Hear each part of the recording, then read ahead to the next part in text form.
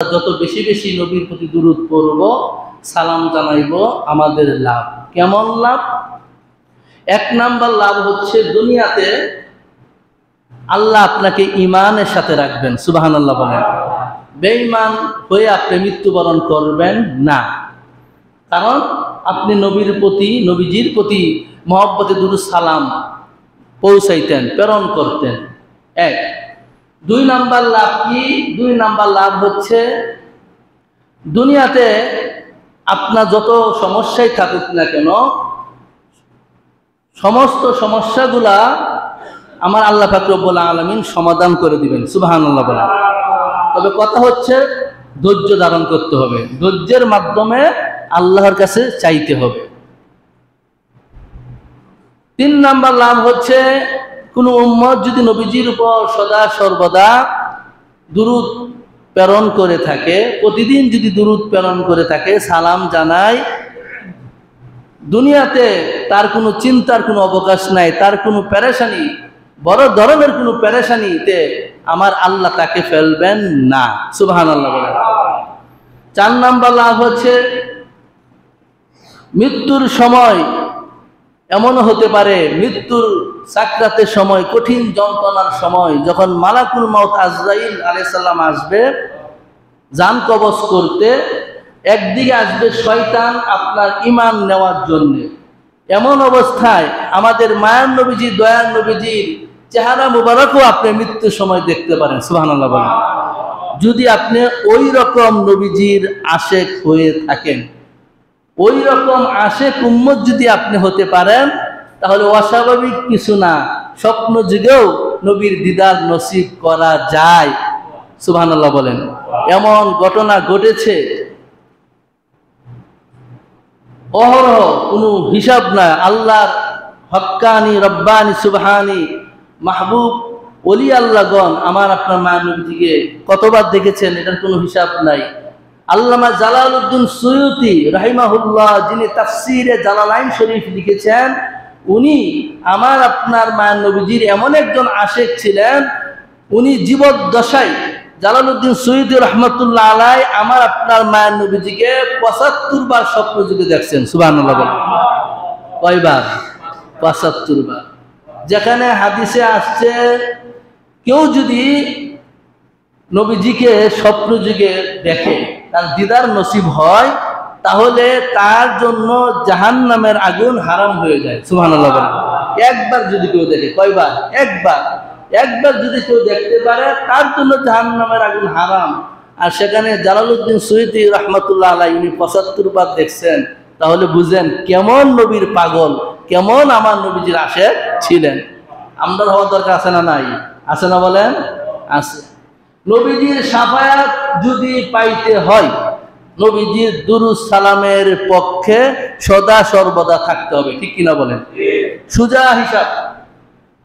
নবীজির দুরূদ সালাম যেখানে আমরা আছি সেখানে, নবীর দুরূদ সালাম যেখানে নাই সেখানে আমরাও নাই। কেননা আমরা এমন একজন নবীজির উম্মত, যে নবীজি দুনিয়া থাকতেও উম্মতের জন্য কান্না করছেন। এখনো হায়াতুন নবী রওজা শরীফে উনি জিন্দা অবস্থায় আমাদের জন্য কান্না করতেছেন, আল্লাহর কাছে দোয়া করছেন। শুধু তাই না, হাসরের ময়দানেও আমাদের জন্য আমার আপনার মায়ের নবীজি পেরেশান থাকবেন। সুবহানাল্লাহ বলেন। উম্মতের জন্য হাসরের ময়দানে কেউ কারোর জন্য কিছু করবে না। বাবা তার সন্তানকে চিনবে না, মা তার সন্তানকে চিনবে না, স্বামী তার ওয়াইফকে চিনবে না, ওয়াইফ তার স্বামীকে চিনবে না, ভাই তার ভাইকে চিনবে না, বন্ধু তার বন্ধুকে চিনবে না, কেউ কাউকে চিনবে না। খেয়াল করেন, কেউ কাউকে চিনবে না। পীর সাহেব মুরিদকে চিনবে না, মুরিদ পীর সাহেবকে চিনবে না। খেয়াল করেন। কিন্তু আমার আপনার মায়ের নবীজি নিজের চিন্তা পেরেশান করবেন না, উনি উম্মতের পেরেশানি ব্যস্ত থাকবেন। সুবহানাল্লাহ বলেন। শাফায়াতে কুবরা হচ্ছে আমাদের মায়ের নবীজি। এরপরে শাফায়াতে সুগরা আছে আল্লাহর হক্কানি ওলি আল্লাহগণ। মনে রাখবেন, আল্লাহর হক্কানি ওলি আল্লাহগণ, নেককার আলেমগণ একজন সহি আমলওয়ালা কুরআনে হাফেজ, সে যদি হালালকে হালাল হারামকে হারাম জানিয়া তার জীবনটা অতিবাহিত করেছে, একজন কোরআনের হাফেজ সেও সুপারিশ করতে পারবে। সুবহানাল্লাহ বলেন। হাদিস শরীফ আসছে, আমার আপনার মায়া নবীজি বলেছেন, একজন কোরআনের হাফেজ সে যদি হয় এবং হালালকে হালাল হারামকে হারাম মানিয়া জানিয়া সে তার জীবনটা অতিবাহিত করেছে, এমন অবস্থায় সে যদি ঈমানের সাথে মৃত্যুবরণ করে, তাহলে হাসরের ময়দানে ওই হাফেজকে উঠানো হবে। উঠানো হওয়ার পরে হাফেজকে তো আল্লাহ জান্নাত দিবেন, তারপরে আমার আল্লাহ বলবেন তোমাকে 10 জন সুপারিশ করার অনুমতি দিলাম। সুবহানাল্লাহ বলেন। কোন 10 জন? তোমার পরিবার পরিজনের মধ্যে এমন 10 জন কে তুমি সুপারিশ করতে পারবা যাদের জন্য জাহান্নাম আমি নির্ধারণ করে দিয়েছি। জাহান্নাম নির্ধারণ করা হয়ে আছে, এমন 10 জনকে তুমি সুপারিশ করে জান্নাত নিতে পারবা। সুবহানাল্লাহ বলেন। তাহলে হাসরের ময়দানে সুপারিশ শাফায়াত আছে না নাই? আজকে ভাইরা আমার একদল আছে শাফায়াত মানতে রাজি না, সুপারিশ মানতে রাজি না। কেউ কারোর জন্য কিছু করতে পারবে না, কেউ শাফায়াত করতে পারবে না, এভাবে বর্ণনা দেয়। কোরআনের একটা আয়াত আছে, তারা এই আয়াতাংশের অর্ধেকটা ব্যাখ্যা দেয়, বাকি অর্ধেকটা দেয় না। এভাবে বলে কেউ শাফায়াত করার মালিক না, কেউ শাফায়াত করতে পারবে না। এটা ভুল ধারণা। আমরা আমাদের জন্য আম মানুষের জন্য শাফায়াত করার এখতিয়ার রাখে না, মনে রাখবেন। কিন্তু আল্লাহর প্রিয় বান্দাগণ, আল্লাহর নেককার বান্দাগণ, আল্লাহর হক্কানি ওলিয়া উলিয়াগণ, আল্লাহর নেক আলেম মাওলানাগণ এবং একজন পরিপূর্ণ আমলওয়ালা হাফেজ, একজন শহীদ, তারা পর্যন্ত সুপারিশ করতে পারবে। সুবহানাল্লাহ বলেন। তবে সর্বপ্রথম সর্বশ্রেষ্ঠ শাফায়াতকারী হচ্ছে আমার আপনার মায়ার নবীজি। সুবহানাল্লাহ বলেন। সম্মানিত হাজিরিন,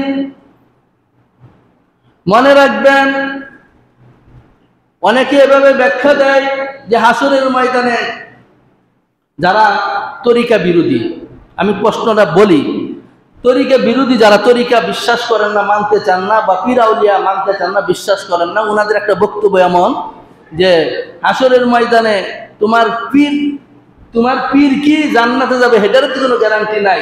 তুমি যে পীরকে অনুসরণ করো মানো, সে পীর তো জান্নাতে যাবে সেটা তো কোনো গ্যারান্টি নাই। তুমি সেটা নিয়ে আলাপালি করতেছো, এটা কি ভরসা আছে, কি গ্যারান্টি আছে? এমন ভাবে একটা বক্তব্য বলে থাকে। সম্মানিত হাজরিন, হাসরের ময়দানে কে সুপারিশ পাবে আর কে সুপারিশ পাবে না, আর কে সুপারিশ করতে পারবে আর কে পারবে না, কুরআন হাদিসে বর্ণনা আছে না? আছে না বলেন? আছে, আছে। কিন্তু বিষয়টা হচ্ছে, পীর যদি পীরের মতন হয় তাহলে তার যত মুরিদান আছে সবাইকে সুপারিশ করতে পারবে। সুবহানাল্লাহ। পীর যদি পীরের মতন হয়, খেয়াল করেন, পীর যদি বন্ড হয় তাহলে তো তার টেনশনই শেষ। কথা বলেন, ঠিক না? কিন্তু পীর যদি সেরকম পীর হয়ে থাকে, আল্লাহর পছন্দনীয় পীর যদি হয়ে থাকে, তাহলে তার কোনো টেনশন নাই। আর ওই পীরের অনুসারী যারা মুরিদান যারা আছে তারাও একটা আশা করতে পারে যে তারা ওই পীরের সুপারিশ তারা পাবে। সুবহানাল্লাহ বলে। কারণ ওই যে বললাম, আল্লাহ যাকে জান্নাত নির্ধারণ করবেন, যাও তোমাকে জান্নাত দিয়ে দিলাম। সম্মানিত হাজিরিন, শুধু তাই না, এটা তো একটা উদাহরণ দিলাম, কিন্তু আরো অনেক উঠবে। এর নিচে শ্রেণীতে যদি আসি, হাসরের ময়দানে হিসাব নেওয়ার পরে সর্বপ্রথম 70,000 আল্লাহর বান্দা এবং বান্দি, আমার আপনার মায়া নবীজির উম্মতের মধ্যে 70,000কে বিনা হিসাবে জান্নাত দেওয়া হবে। সুবহানাল্লাহ। এই যে 70,000কে বিনা হিসাবে জান্নাত ঘোষণা করা হইল, হওয়ার পরে 70,000-এর মধ্যে কেউ যদি আল্লাহর কাছে বলে, আল্লাহ আপনি আমাকে দয়া করে হিসাব নিলেন না, জান্নাত দান করলেন, আপনার কাছে একটা আরজি করতে চাই, যদি আপনি অনুমতি দেন। সুবহানাল্লাহ। আল্লাহ বলবে, ঠিক আছে, তোমার তো হিসাব নাই, তোমাকে জান্নাত দিয়ে দিয়েছি, তুমি যখন একটা আরজি, একটা আবেদন আমার কাছে করেছো, বলো তোমার কি আরজি? ওই 70,000 যারা জান্নাত নির্ধারণ করা হয়েছে তাদের মধ্য থেকে কেউ যদি আল্লাহর কাছে আরজি করে, আল্লাহ আমার মা বাবাকে আমি সাথে করে জান্নাতে নিয়ে যেতে চাই, সুবহানাল্লাহ বলেন, এমন যদি আবেদন করে, আমার আল্লাহ ওই বান্দার সুপারিশ আল্লাহ কবুল করবে, সুবহানাল্লাহ বলেন। তবে শর্ত হচ্ছে আগে নিজে পার হইতে হইব। শর্ত কি? আগে নিজে পার হইতে হইব, তারপরে সুপারিশ, তারপরে। কিন্তু সম্মানিত হাজিরিন, আমার আপনার মায়ের নবীজির এটা কোনো টেনশন নাই। নবীজি পার হবে না হবে এটা কোনো টেনশনই নাই। নবীজি উম্মতের টেনশনই পেরেশানি থাকবে, সুবহানাল্লাহ বলেন। কেমন নবী? সাজদায় পড়ে যাবেন, সাজদা থেকে মাথা তুলবেন না, সাজদায় গিয়েও হাসরের ময়দানে আমার আপনার মায়ের নবীজি কান্না করতে থাকবেন, সুবহানাল্লাহ। কেমন নবীজি! আর সেই নবীর সুন্নাহ আছে আমরা মানি না। সেই নবীজির আদর্শ আমাদের মাঝে নাই, আছে বলেন? সেই নবীজির আদর্শ কোথায়? সেই নবীজির আচরণ কেমন ছিল, সেই নবীজির ব্যবহার কেমন ছিল, সেই নবীজির খাওয়া কেমন ছিল, চলা কেমন ছিল, কথাবার্তা কেমন ছিল, সেগুলো আমরা আজকে মানি না। অথচ যে নবী আমাদের জন্য জীবদ্দশায় কান্না করেছেন, এখনো রওজা শরীফে কান্না করতেছেন, হাসরের ময়দানেও উনি কান্না করবেন উম্মতকে পার করার জন্য। অথচ সেই নবীজির পাগল উম্মত আমরা এখনো হইতে পারি নাই। পারছি বলেন? পরিপূর্ণ পারি নাই, পরিপূর্ণ পারি নাই। মনে রাখবেন, শুধু দুরূদ সালাম পড়লাম, নবীজির প্রকৃত উম্মত হয়ে গেলাম, বিষয়টা এমন না। নবীজির প্রত্যেকটা আদর্শ, প্রত্যেকটা সুন্নত আমি যদি আমার বাস্তব জীবনে প্রয়োগ করতে পারি, নবীজির সুন্নাহ মোতাবেক যদি আমার জীবনটাকে সাজাতে পারি, তাহলে আমি বলতে পারবো যে আমি পরিপূর্ণ নবীজির উম্মত। একটা মানলাম আর দুইটা মানলাম না, তাহলে নবীজির প্রকৃত উম্মত হওয়ার সুযোগ নাই। সম্মানিত হাজির, যে কথাটা বলতে চাচ্ছিলাম, মনে রাখবেন, আমরা সদা সর্বদা নবীজির উপর দুরূদ সালাম প্রেরণ করব, এটার পক্ষে আমরা, ঠিক কিনা বলেন? আমরা মিলাদ কিয়ামের পক্ষে, মনে রাখবেন, মিলাদ কিয়ামের পক্ষে। যারা বিরুদ্ধে, তারা আমার মনে হয় মিলাদ কি, কিয়াম কি, এটার ব্যাখ্যা তারা ভালো করে পড়ে নাই বা বুঝে না। বিষয়টা বুঝতে পারছেন? যারা এটার বিরোধিতা করে, তারা এই ব্যাখ্যাটা ভালো করে তারা জানে না। যদি একটু গভীরভাবে তারা ব্যাখ্যা বিশ্লেষণ করতো, তাহলে বুঝতো। তবে আল্লাহ রহমতে এখন আগের থেকে অনেক পরিবর্তন হয়েছে, সুবহানাল্লাহ। এখন আগের থেকে অনেক পরিবর্তন হয়েছে। এখন আর এগুলা নিয়ে এত বেশি বাড়াবাড়ি করে না, কোথাও এত আর বাড়াবাড়ি নাই। এখন হয়ে গেছে এমন যে এখন ওনারাও, যারা বিরুদ্ধে, ওই বাইরেও ফতোয়া দেয় যে মিলাদ কিয়াম মুস্তাহাব একটা বিষয়, আচ্ছা এটা নিয়ে বাড়াবাড়ির দরকার নাই, যার ভালো লাগে সে পড়ুক, যার ভালো লাগে না সে না পড়ুক, এটা তার ব্যাপার। এক কথায় কি ডিক্লিয়ার দিয়া দেয়। মনে রাখবেন, মুস্তাহাব বিষয় কথা ঠিক আছে, যার ভালো লাগে সে করবে, যার ভালো লাগে না সে করবে না, এটাও ঠিক আছে। কিন্তু মিলাদ কিয়াম বিষয়টা নবীজির সাথে একটা মহব্বতের একটা সংমিশ্রণ। নবীজির প্রতি যে আমি একাত্ম ঘোষণা করলাম, আমি যে নবীজির প্রতি মহব্বত রাখি, আমি কি নবীজিকে ভালোবাসি, আমি নবীজির একজন আশেক, আমি যে দাবি করি, এটাও একটা বহিঃপ্রকাশ মাত্র। বহিঃপ্রকাশ আপনি ঘটাইলেন নবীজির উপর সালাম পৌঁছায়া, মিলাদ কিয়াম করে, নবীজিকে আদবের সাথে সালাম জানায়া, দুরূদ পড়িয়ে। সম্মানিত হাজিরিন, আজকের খুতবা আলোচ্য বিষয় আকীদা সম্পর্কে দেখলাম, ইতিকাদ, মুহররম এবং সফর মাসের বিষয়টা আকীদা সম্পর্কে। তারপর সামনের শুক্রবারে রিসালা সম্পর্কে আসবে। তো ইমানের কিছু মৌলিক বিষয় আছে, এই বিষয়গুলো আমাদের মানতে হবে, বুঝতে হবে। কারণ আমি বলেছি সম্মানিত হাজির, শুক্রবার দিন আমাদের বুঝার দিন। শুক্রবার দিন হচ্ছে একটা ক্লাস রুম, অনেক কিছু শিখার আছে, বুঝার আছে। আজকে দেখেন, বর্তমানে আমাদের প্রত্যেকটা মানুষই বিভিন্ন পেরেশানির মধ্যে আছি, বিভিন্ন চিন্তার মধ্যে আমরা আছি। কেউ অসুস্থতার মধ্যে আছে, কেউ পারিবারিক ঝামেলার মধ্যে আছে, কেউ অভাব অনটনের মধ্যে আছে, কেউ ছেলে বিদেশ আছে কিন্তু ঋণ টিন করে পাঠাইছে, কিন্তু ইনকাম নাই, কাজকর্ম পাই না, সেটা নিয়ে টেনশনে আছে। কারো ওয়াইফ অসুস্থ, সে নিজে অসুস্থ, ছেলে অসুস্থ, ছেলে বড় হয়েছে, কামাই রোজগার নাই, কিছু করতে পারে না। এরকম ভাবে কত ঝামেলা আছে না বলেন? আছে। আমাদের লাইফস্টাইলে অনেক পরিবর্তন হয়ে গেছে, কথা বলেন ঠিক না? অনেক পরিবর্তন, যার কারণে বর্তমানে মানুষ অসুস্থ হয় বেশি, কথা বলেন ঠিক কিনা?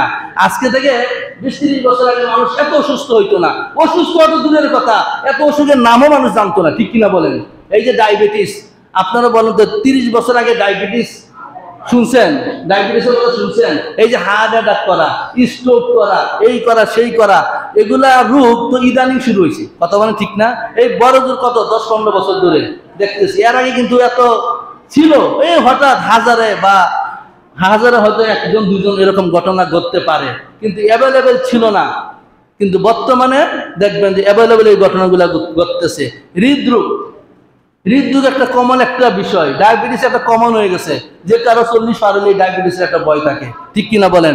এরপরে হাই প্রেশার, লো প্রেশার, কত মানে রোগ বেমার। কারণ কি জানেন? আমাদের লাইফস্টাইল আমরা চেঞ্জ করে ফেলছি, আর চেঞ্জ করতে আমরা বাধ্য হয়েছি। শুধু করে ফেলছি বললে ভুল হবে, আমরা লাইফস্টাইল, আমাদের জীবন যাত্রা, জীবনের চলাফেরার মানটা আমরা পরিস্থিতির কাছে আমরা হার মানছি। যেমন মনে করেন, আগে একটা সময় ছিল ইলেকট্রিসিটি ছিল না, কারেন্ট ছিল না, মোবাইল ছিল না, ইন্টারনেট ছিল না, মানুষ সন্ধ্যার পরে চারটে খায়া আল্লাহ নামলে ঘুমায় যেত, কথা মানে ঠিক না? আবার রাতে আগে ঘুমাইতো, সকালে ভোরে উঠে যেত, ঘুম এমনি ভাঙে যেত, কারণ 6-7 ঘন্টা পর্যাপ্ত ঘুম হইলে মানুষের ঘুম আসে না, ঠিক কিনা বলেন? সকালে উঠা ফজর নামাজ পড়া মানুষ সকালবেলা কাজে যেত খালি পায়ে, কথা বলে ঠিক না? আর এখন তো জুতা আমরা পাতে খুলতেই রাজি না। এই যে খালি পায়ে মাটিতে হাঁটার যে কত উপকারিতা, বৈজ্ঞানিক যে উপকারিতা, এটা আমরা প্রয়োজনীয় খবর রাখি। পরিশ্রম করলে যে শরীরের কত উপকারিতা, এই সম্পর্কে আমরা জানি কিন্তু মানি না, কথা বলেন ঠিক না? এখন দেখবেন ঘর থেকে বের হইলেই আপনার বাজারে যেতে হলে 5 মিনিটের রাস্তা না, অটো 10 টাকায় তো যাইবো, কারণ এখন মানুষের টাকা হয়েছে, আগে অভাব ছিল, টাকার কদর ছিল, 10 টাকা মানুষ কিভাবে আটকে রাখবো সেই চেষ্টা নিয়ত ছিল, আর এখন 10 টাকা 100 টাকা কিছুই মনে হয় না, কথা বলেন ঠিক না? আবার অনেকের প্রেস্টিজে লাগে, সবাই অটোতে যাইতেছে, আমি যদি হাইটে যাই মানুষে মনে করবো আমি কিপটা, টাকা মনে হয় বাঁচাই, এরকমটা মনে করবে। কিন্তু সম্মানিত হাজরিন, মনে রাখবেন, পরিশ্রম আপনি যত করবেন আপনার শরীর ভালো থাকবে, ঠিক কিনা বলেন? এটা আমার কথা না, ডাক্তারের কথা। আপনি যত পরিশ্রম করবেন তত ভালো থাকবেন। এই জন্যই এমন একটা রোগ আল্লাহ দিছে, ডায়াবেটিস। আপনি হাঁটতেন না, পরিশ্রম করতেন না, করতে বাধ্য, কথা বলেন ঠিক না? যারা ডায়াবেটিস রোগী তাদের ডাক্তার প্রথম প্রেসক্রিপশন হচ্ছে আপনাকে সকাল বিকাল হাঁটতে হবে, কথা বলেন ঠিক না? খাওয়া দাওয়া কন্ট্রোল, মন যা চাইলো তা খাইতে পারবেন না। এটা যদি আমরা আমাদের বাস্তব জীবনে প্রয়োগ করতাম, আমরা সুস্থ থাকতাম। সম্মানিত হাজরিন, বিজ্ঞান এবং কুরআন সুন্নাহ যদি আপনি মিলিয়ে দেখেন, মিল আছে। নবীদের প্রত্যেকটা সুন্নাহর সাথে বিজ্ঞান মিলে যাচ্ছে, আশ্চর্য হবেন আপনারা। নবীজি সাল্লাল্লাহু আলাইহি সাল্লাম বলেছেন, তোমরা কম খাও, কম কথা বলো, কম ঘুমাও, সুবহানাল্লাহ বলেন। এই যে কম খাও, নবীজি উপদেশ দিচ্ছেন, কম খাও, তোমরা 3 ভাগের 1 ভাগ খাবার খাও, পেটের 3টা ভাগ করো, 1টা ভাগ খাবার খাও, 1টা ভাগ খালি রাখো, আরেকটা ভাগ পানি দিয়ে খাও। এভাবে আমরা কয়জন খেতে পারি? পারি বলেন? নিয়ম মানি না, মানতে রাজি না। যদি ভালো মন্দ খাবার যদি সামনে আসে, তখন আর আমাদের মুখ সামলাইতে আমরা পারি না, ইচ্ছা মতো খায় নাই। কিন্তু নবীজি সাল্লাল্লাহু আলাইহি ওয়াসাল্লাম বলেছে, তোমরা যদি সুন্নাত মোতাবেক খাও, তোমরা কখনো অসুস্থ হবে না, সুবহানাল্লাহ বলেন। তোমরা যদি সুন্নাত নিয়মে বসে খাও, তোমরা সহজে অসুস্থ হবে না। তোমরা যদি রাতে তাড়াতাড়ি ঘুমাও এবং সকালে ঘুরে তাড়াতাড়ি সকালে উঠো, তোমরা সহজে অসুস্থ হইবে না। আজকে আমরা এটা মানি না, যার জন্য আমাদের অসুস্থতা ছাড়ে না। সম্মানিত হাজিরিন, মনে রাখবেন, প্রত্যেকটা ইমানদার মুমিন মুসলমানদের জন্য এই দুনিয়াটা হচ্ছে একটা টাইম পাসের জায়গা। মনে রাখবেন, এই দুনিয়াতে আমরা যত বেশি হিসাব করে চলতে পারবো তত বেশি আমাদের কল্যাণ। এই হিসাবটা হচ্ছে কোন হিসাব? আপনার জীবনে 24টা ঘন্টার মধ্যে একটা রুটিন করবেন, সেই রুটিনের মধ্যে 1 নাম্বার প্রাধান্য দিবেন। আপনার এই রুটিনের মধ্যে 5 ওয়াক্ত নামাজ জামাতের সাথে আছে কিনা, সুবহানাল্লাহ বলেন, ঠিক কিনা বলেন? 5 ওয়াক্ত নামাজ আপনি সুস্থ আছেন, জামাতের সাথে পড়তে পারছেন কিনা, এটা রুটিনে 1 নম্বরে থাকবে যদি আপনি সুস্থ থাকেন। কেননা আপনি এখন সুস্থ আছেন, কোনো নিশ্চয়তা নাই, কোনো গ্যারান্টি নাই যে আপনি দিনে সুস্থ আছেন, রাত্রে যে অসুস্থ হবেন না, কোনো গ্যারান্টি আছে? বলেন কোনো গ্যারান্টি আছে? কোনো গ্যারান্টি নাই। আপনি রাতে সুস্থ আছেন, কালকে আগামীতে রাত পার হইতে হইতে আপনি অসুস্থ হবেন না, এটা কোনো গ্যারান্টি আছে? কোনো গ্যারান্টি নাই। এই জন্য হাদিস শরীফে আমার নবী এটাও বলেছেন যে তোমরা অসুস্থতার পূর্বে সুস্থতার সময়টাকে মূল্যায়ন করো, কাজে লাগাও। সুবহানাল্লাহ। আজকে আমরা উদাসীন হতে পারেন, উদাসীন প্রত্যেকে যার যার লাইফ। যদি একজনকে প্রশ্ন করা হয় যে ভাই নামাজ পড়েন, আপনি নামাজ পড়েন না কেন? নামাজটা পড়েন, তা আমার ইচ্ছা, আমি পড়লাম না, হিসাব তো আমি দিব, শেষ, এক কথা উত্তর শেষ। কোনো মুরব্বী যদি একটা যুবক ছেলেকে বলে এই তুমি মসজিদে আসো না কেন, মসজিদে এসে নামাজ পড়লো, একবার দুবার বললে কিছু বলবে না, মুরব্বী সাথে চুপ থাকবে। বেশি যদি জোর করে তাহলে বলবো যে আপনি অত কথা কন কে, এত চিল্লান কে লেগা, আমার নামাজ আমি পড়লে পড়লাম, না পড়লে না পড়লাম, আপনি কি আমার হিসাব দিবেন নাকি? আপনি কি আমার কবরে যাইবেন না আপনার কবরে আমি যাবো, শেষ বলে ফেলবে। কিন্তু এরকম আছে না বলেন? আছে না? আমাদের সমাজে নাই, অন্যান্য সমাজে কিন্তু আছে। আমাদের সমাজে যুবকরা আলহামদুলিল্লাহ অনেক ভালো, ভদ্র। আমার চোখে পড়ছে ভদ্র, আপনার চোখে পড়ছে কিনা জানি না। তো সম্মানিত হাজিরিন, এই যে বললো আমার ইচ্ছা, আপনি সবকিছু আমার ইচ্ছা বলতে পারবেন। যখন মৃত্যু হয়ে যাবে, মৃত্যুর পরে আর বলতে পারবেন না আমার ইচ্ছা? ফেরেশতা যখন কবরে আপনি যাবেন, কবরে যখন যাবেন আপনি, মুনকার নাকিরে সওয়াল জবাব করবে যে মার রব্বুকা, বলো তোমার রবকে। আপনি ওই সময় বলতে পারবেন যে আমার ইচ্ছা, আমি কইতাম না? পারবেন বলতে? অবস্থা খুবই ভয়াবহ। এই জন্য সম্মানিত হাজিরিন, মোটিভেশনাল স্পিচ যেটাকে বলেন, দিক নির্দেশনা, প্রত্যেকটা জুমার আলোচনা হবে এমন দিক নির্দেশনা, মোটিভেশনাল বিষয়, যেগুলো আমরা ইন্সপায়ার হতে পারি, আমরা আমাদের সামনের জীবনটাকে সুন্দর করতে পারি।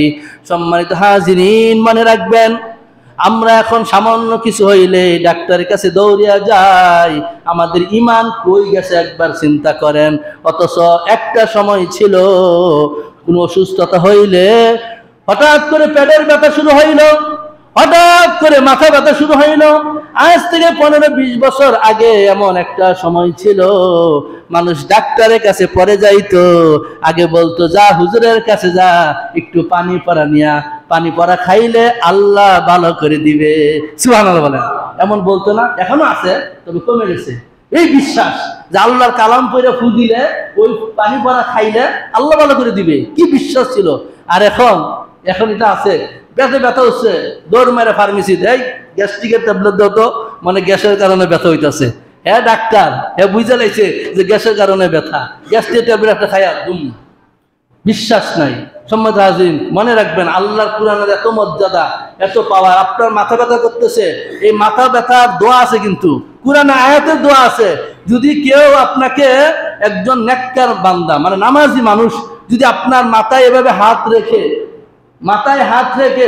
আউযুবিল্লাহ বিসমিল্লাহর সাথে সূরা ফাতিহা, সূরা ইখলাস, তারপরে দুরূদ শরীফ পড়ে যদি সে আপনার মাথায় ফু দেয়, আপনি যদি ইয়াকিন রাখেন, বিশ্বাস রাখেন যে অবশ্যই আল্লাহ কালাম পড়ে যেহেতু ফু দিছে, অবশ্যই আমার মাথা ব্যথা ভালো হয়ে যাবে, ইনশাআল্লাহ নিশ্চিত আল্লাহ আপনাকে ভালো করে দেবে। সুবহানাল্লাহ বলেন।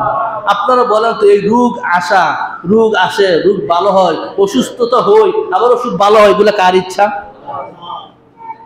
যদি কেউ এমনটা বলে যে অসুস্থ হয়েছি, ডাক্তারের কাছে গেছি, ডাক্তার ওষুধ দিছে, চিকিৎসা করাইছি, ভালো হয়েছি, আপনি বলেন তো তার ঈমান আছে না গেছে?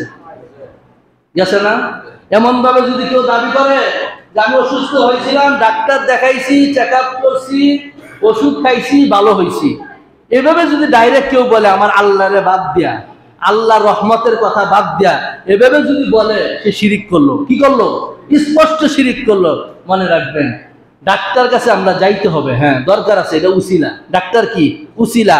এই যে ওষুধ খাইতেছি, এটা একটা উসিলা, কিন্তু ভালো করার মালিক কে? এই বিশ্বাস আমাদের রাখতে হবে। সম্মানিত হাজিরিন, এই বিশ্বাস যত সম্ভব পর্যন্ত আমাদের অন্তরে ধারণ না হবে, মনে রাখবেন, আমরা পরিপূর্ণ ঈমানদার হতে পারবো না।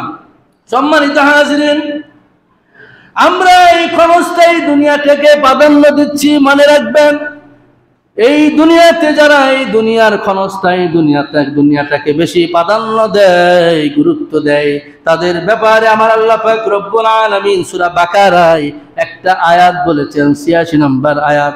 আল্লাহ পাক রব্বুল আলামিন ঘোষণা করছেন, উলাইকাল্লাযীনা ইশতারাউল হায়াতাদ الدنيا بالآخرة فلا يخفف عنهم العذاب ولا هم ينصرون الله أكبر আমার আল্লাহ বলেন যারা আখিরাতে স্থায়ী জীবনটাকে প্রাধান্য না দিয়া দুনিয়ার অস্থায়ী জীবনটাকে প্রাধান্য দেয়, গুরুত্ব দেয়, খেয়াল করেন আল্লাহ কি বলতেছে, যারা নাকি আখিরাতের স্থায়ী জীবন, আমার আল্লাহ বলতেছে কথাটা, আখিরাতের পরকালের চিরস্থায়ী জীবন, স্থায়ী জীবনটাকে প্রাধান্য না দিয়া, গুরুত্ব না দিয়া এই দুনিয়ার ক্ষণস্থায়ী দুনিয়াকে প্রাধান্য দেয়। কে বলতেছে? আমার আল্লাহ। হায়াতুদ দুনিয়া বিল আখিরা, তাদের ব্যাপারে আমার আল্লাহ বলছেন ফালা ইখাফফাফু আনহুমুল আযাবু ওয়ালা হুম ইউনসারুন। আমার আল্লাহ বলছেন কিয়ামতের দিন তাদের উপর তাদের আযাব পরিমাণ একটু হালকা করা হবে না, তাদেরকে কোনো সাহায্য করা হবে না। নাউজুবিল্লাহ বলেন। কিয়ামতের দিন তাদের আযাব কোনো রকম হালকা করা হবে না, তাদেরকে কেউ সাহায্য করবে না। নাউজুবিল্লাহ মিন যালিক। এই কথাটা আমার আল্লাহ বলছে। যদি আমরা এই আখিরাতের জীবনটাকে গুরুত্ব না দিয়ে দুনিয়ার জীবনটাকে প্রাধান্য দিই, বর্তমানে তো এটাই দেখতেছি, কথা বলেন ঠিক না? বর্তমানে এটাই দেখতেছি। আপনি সর্বদিক দিকে দেখেন, ফ্যামিলি কন, লেখাপড়া জীবন কন, জীবন চলার ক্ষেত্রে সব দিক দিয়ে এই দুনিয়াকে প্রাধান্য আমরা বেশি দিচ্ছি। 98% মানুষ দুনিয়ার জীবনটাকে প্রাধান্য দিতেছে, তারা দিতে বাধ্য হচ্ছে, অথবা পরিস্থিতি শিকার, অথবা মনে করতেছে আগে দুনিয়া নিজে বাঁচি তারপর আল্লাহ বিল্লাহ করা যাবে। এমন বিষয়টা এমন না। বাঁচানোর মালিক আল্লাহ, মারার মালিকও আল্লাহ। আপনি খাবারের রিজিকের টেনশন করে পেরেশানি হইয়া আল্লাহর হুকুম অমান্য করে আপনি যদি দুনিয়ার ব্যস্ততায় নিজেকে হারিয়ে ফেলেন, তাহলে বুঝতে হবে আপনার ঈমান পরিপূর্ণ হয় নাই, আপনার ঈমান পাকা হয় নাই। ঠিক কিনা বলেন? কেননা কারণ আপনি এটা বিশ্বাস, আপনি কি জানেন না যে রিজিকের মালিক আল্লাহ? আপনি এত টেনশন করতেছেন কেন? এত পেরেশানি কেন আপনার? আপনি আল্লাহ হুকুম মানেন, জমিনে ছড়িয়ে পড়েন, রিজিকের তালাশ করেন, রিজিকের ব্যবস্থা করে দিবে কে? আল্লাহ। আপনি আল্লাহ হুকুম মানবেন না আর রিজিকের জন্য দিন রাত পরিশ্রম করে মাথার ঘাম পায়ে ফালাইবেন, আর আল্লাহ যদি রহমত না থাকে, দয়া না থাকে, আপনি হাজার জায়গায় যেতে পারেন, সারা দিন সারা রাত ঘোরাঘুরি করতে পারেন, আপনার রিজিকে আমার আল্লাহ বরকত দিবে না। তবে আমার আল্লাহ এত নিষ্ঠুরও না, একেবারে দিবেন এমন না। যতটুকু আপনার বাজেটে ছিল ততটুকুই আপনি পাবেন। ঠিক কিনা বলেন? যতটুকু আমাদের রিজিকে বাজেট আছে, অনেক মানুষ আছে না, নামাজ পড়ে না, আল্লাহ হুকুম মানে না, ঠিক মতো রোজাও রাখে না, উল্টা পাল্টা ভাবে চলে, গালমন্দ করে, জুলুম করে, গালাগালি করে, অন্যায় অবিচারে লিপ্ত, বিভিন্ন খারাপ কাজে লিপ্ত। আল্লাহ কি তাদেরকে না খাওয়া রাখছে? বলেন, তারা কি না খায় আছে? তারা না খায়া কিন্তু নাই। হয়তো বা কোনো সময় আপনি দেখবেন যে আপনি নামাজ পড়েও অভাবে অনটনে চলতেছেন, অথচ সেই বেলা নামাজ পড়ে না, অথচ তার ঘরে কোনো অভাবই নাই, প্রতিদিন দৈনিক 1000-2000 টাকা বাজার করে। আপনি বাহ্যিকভাবে হয়তো দেখতেছেন, করতে পারে। তার ঘরে যদি 1 লাখ টাকার বাজারও মাসে হয়, মনে রাখবেন এই 1 লাখের মধ্যে 1 ফুটা আল্লাহর রহমত নাই, বরকত নাই। ঠিক কিনা বলেন? সুদের সাথে যারা জড়িত, মনে রাখবেন তাদের সংসারে দেখতে স্বাভাবিকভাবে দেখা যায় তারা খুব ভালো চলতেছে, খুব খুব আরামে এসে চলতেছে, কিন্তু আপনি সেখানে শান্তি খুঁজে পাবেন না। দেখবেন শান্তি খুঁজে পাবেন না। সুদ ঘুষের যারা খায়া বড় হয়েছে, তাদের ছেলেমেয়েরা দেখবেন একটা না একটা তেরা থাকবেই, পারফেক্ট পাঁচটা কিন্তু ভালো হবে না, একটা না একটা উল্টা পাল্টা হবেই হবে। যারা সুদ ঘুষ খায়া তার সন্তানকে মানুষ করছে, মনে রাখবেন খুবই খারাপ জিনিস। যতটুকু সম্ভব, যত তাড়াতাড়ি সম্ভব আমাদের চেষ্টা করা উচিত। আস্তে আস্তে, একসাথে আমরা পারবো না, সম্মত একসাথে সম্ভব না। আস্তে আস্তে এই অন্যায় কাজ থেকে আমরা বিরত থাকবো, অন্যায় কাজ থেকে নিজেকে সংশোধন করে নিব, এটা আমাদের উচিত চেষ্টা। কারণ এখন যে বর্তমান পরিস্থিতি, আপনার অসুস্থ হয়েছেন, হাসপাতালে যাবেন, চিকিৎসা করবেন, ভালো হবেন, ব্যাংক ব্যালেন্স আছে, টাকা আছে, সমস্যা নাই, এই চিন্তার টাইম নাই। আছে বলেন? এই টেনশনের টাইম নাই। অনেক কোটি কোটি টাকার মালিক দেখবেন যে চিকিৎসা করাতে পারে নাই, স্ট্রোক করছে, 1 মিনিটের মাথায় সে দুনিয়া থেকে বিদায় নিছে। ঠিক কিনা বলেন? এরকম ঘটনা আছে না? তাহলে এই চিন্তা করে লাভ নাই। আপনি যদি মনে করেন যে না আমার টাকা পয়সা আছে, আত্মীয় স্বজন অভাব নাই, অসুস্থ হলে চিকিৎসা করা ভালো হয়ে যাবে গা, দেশে চিকিৎসা হলে বিদেশ যাবো চিকিৎসা করবো, এই চিন্তা করার সময় নাই, এখন সুযোগ নাই। আপনি যে কোনো সময় সুস্থ অবস্থাও আপনি মৃত্যুবরণ করতে পারেন, ঠিক কিনা বলেন? কারণ মৃত্যু চিরস্থায়ী, মৃত্যু এটা চিরন্তন সত্য। আজ হোক, কাল হোক, টুডে হোক, টুমরো, আপনাকে, আমাকে, আমাদের সবাইকে মৃত্যুবরণ করতেই হবে। যেহেতু মারাই যাব, একটু ভালো হয়ে চলি, ঠিক কিনা বলেন? যেহেতু মারাই যাব, আল্লাহ হুকুমগুলো মানি, নামাজটা পড়ি, মানুষের উপকার করি, কারো ক্ষতি না করি, এই বিষয়গুলো আমরা বুঝতে হবে, রিয়েলাইজ করতে হবে। সম্মত হাজরিন,